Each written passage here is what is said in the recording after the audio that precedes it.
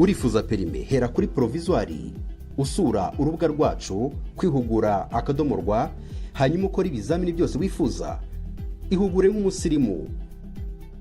Reka tuguhe ikaze mukunzi wacu hano ku rubuga rwa Today TV tukugezaho amakuru agiye atandukanye abera hano mu gihugu cy'u Rwanda ndetse no hanze y'u Rwanda. Ni amakuru azindutse avugwa muri kino gitondo. Ni inkuru ibabaje cyane yabereye mu karere ka Gasabo mu mujyi wa Kigali. Rero mbere yuko tukugezaho iyi nkuru, reka tugusabe ureba hasi gato ya video urimo kureba, urabona akajambo subscribe kandi ho tegerezo gatoya, urabona akamenyetso kameze nk'inzogera nabwo kandi kugira ngo ujye dukurikira umunsi ku wundi. Nkuko rero twabibabwiye, na makuru azindutse avugwa, ariko mbere yuko tuyakugezaho reka tukubwire ngo ejo tariki ya mbere z'ukwezi kwa karindwi mu mwaka w'2024 habaye gufungura stade Amahoro. Rero uwo muhango wakurikiwe n'umupira cyangwa se n'irushanwa ry'umupira w'amaguru, aho rero APR FC yegukanye igikombe cyitiriwe gufungura stade Amahoro, rero itsinze Polisi FC ku gitego kimwe ku busa. Rero uyu mukino wa Amahoro Stadium Inauguration Trophy wabanjirijwe n'ibirori byo gutaha ku mugaragaro iyi stade. Rero yayobowe na Perezida Paul Kagame ndetse na Perezida w'impuzamashyirahamwe y'umupira w'amaguru muri Afrika CAF ariwe Dr Patrice Motsepe.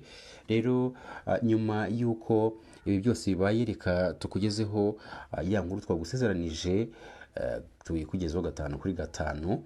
Ni inkuru rero dukomora ku kinyamakuru BTN Rwanda.com, aho rero banditse bagira bati mu karere mu rukerera rwo kuri uyu wa mbere tariki ya mbere Nyakanga 2024 nibwo abaturage batuye ahazwi nko mu Kinyamerika mu mudugudu wa Rukingu akagari ka Kagugu mu murenge wa Kinyinya, rero mu karere ka Gasabo hasanzwe umuntu yapfuye yishwe mu buryo bubabaje cyane. Rero ni ahantu hasanzwe ari ikibuga cyigishirizwamo ibinyabiziga cyangwa se gutwara ibinyabiziga. Birumvikana umurambo w'uyu musore wari mu kigero cy'imyaka 18 birakekwa ko yishwe n'insoresore zimutemaguye cyangwa se zimuteraguye ibyuma. Rero turifuza kugezaho ese baba bamuhoye iki. Bamwe mu baturage bari ahabereye cyangwa se ahagaragaye umurambo wa Nyandera batangarije ibitangazamakuru bya BTN ndetse na B+ TV ko nyakwigendera yabonetse ari uko umuzamu urinda ahantu yahanyuze. Rero arimo kwigendera amubona aryamye aho ngaho, noneho nawe abona gutabaza abandi. Umuturage utarashatse ko imyirondoro ye cyangwa se n'amazina bye bijya ahagaragara yagize ati umuzamu urinda hariya niwe wamubonye bwa mbere, noneho amwitegereje abona yapfuye. Ni nabwo yahise atangira gushakisha uko yatabaza abantu kugira ngo babe bagira icyo bakora.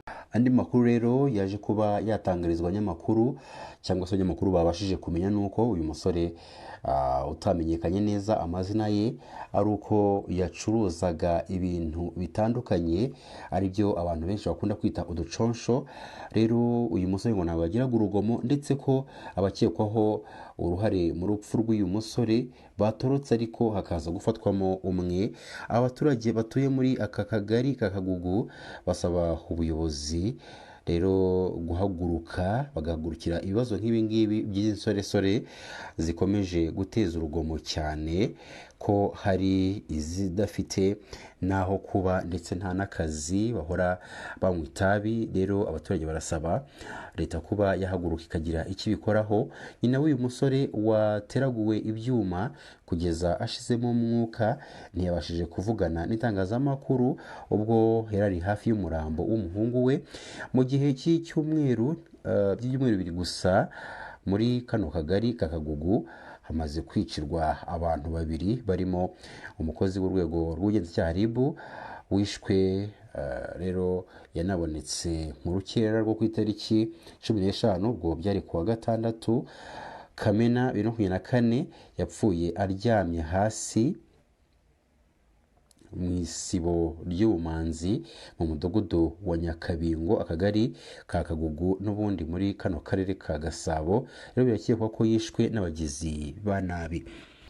Nk'uko twibabwiye n'amakuru atugezeho muri kano kanya, aho urwego rw'ubugenzacyaha RIB rwatangaje ko ku bufatanye na polisi mpuzamahanga Interpol rwagaruye mu Rwanda Izabayo Bola ukekwaho kwica umugore we witwa Nyamwiza Fatuma nyuma agatorokera muri Uganda. Izabayo yashyikirijwe inzego z'umutekano z'u Rwanda tariki ya 27 Kamena 2024, bikozwe na Uganda nyuma yo kumufatira muri icyo gihugu gihana imbibi n'u Rwanda mu majyaruguru. Bivugwa ko tariki ya 30 Ugushyingo mu mwaka wa 2023 aribwo Izabayo yishe umugore we, bikorerwa mu kagari ka Ryamanyoni mu murenge wa Murundi mu karere ka Kayonza.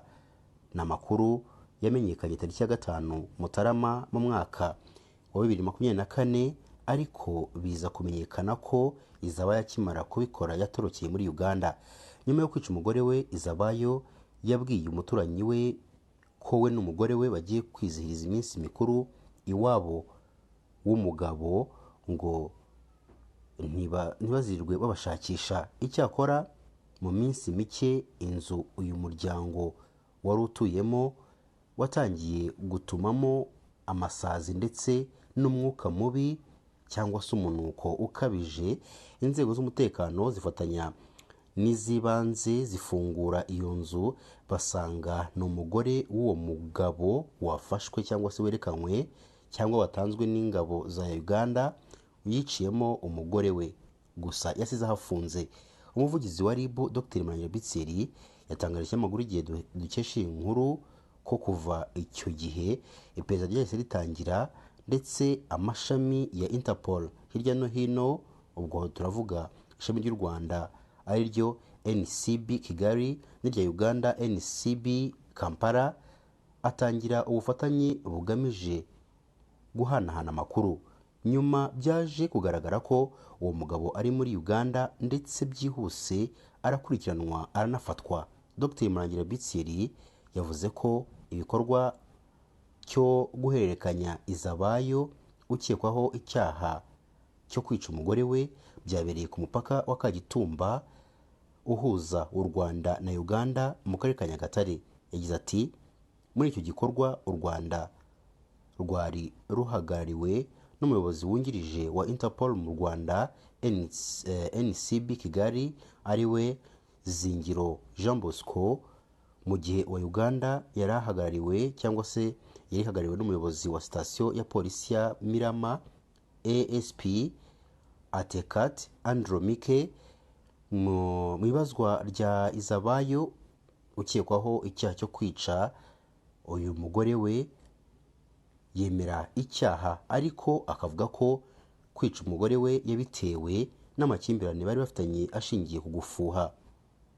Kuri ubu uyu mugabo afungiye kuri sitasiyo ya RIB ya Mukarange, mu gihe dosiye irimo gutunganywa ngo ishyikirizwe ubushinjacyaha. Dr Murangira Bitseri yavuze ko kohereza Izabayo ngo aburanishwe n'inkiko zo mu Rwanda bishingiye ku kuba icyaha cyarakorewe mu Rwanda kandi cyarakozwe n'Umunyarwanda.